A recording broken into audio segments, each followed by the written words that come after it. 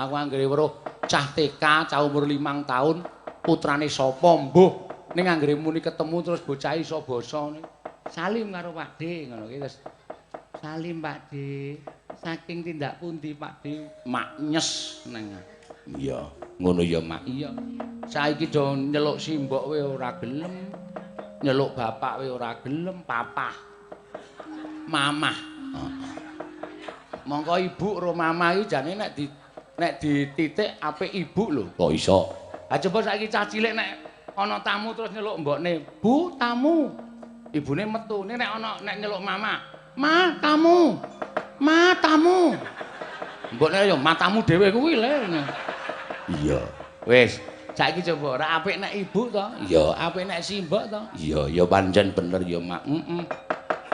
Wis ora habis pikir kok nak aku ya wis kepiye. Ya, mula anak-anakku tetep tak didik arep nyeluk aku mama ngono lak pendelike. Apa tak pendeliki? Ya, nyeluk mama tak pendeliki. Ibu karo bapak apa Rama.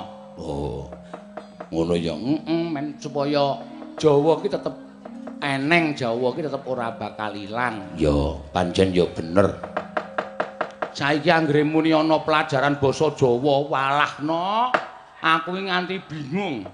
Do takon kabeh nyang aku sing duwe nomorku ki pelajaran basa Jawa ki sak takokke.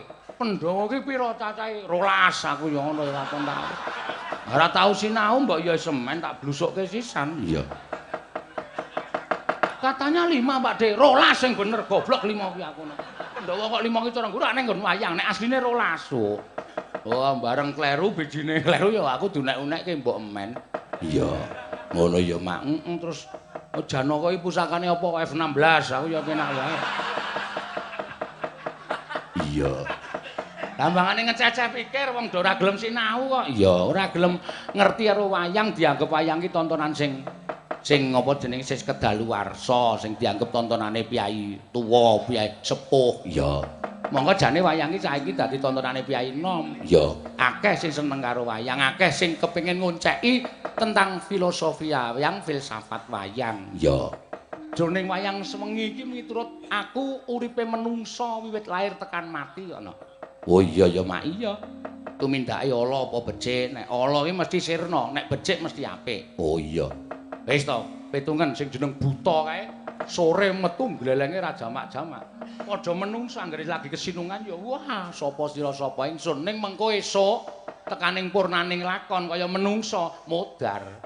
Iya, ngono ya Mak. Iya, nek sik tumindake apik ya langgeng. Ngono ya, Tur kabeh ki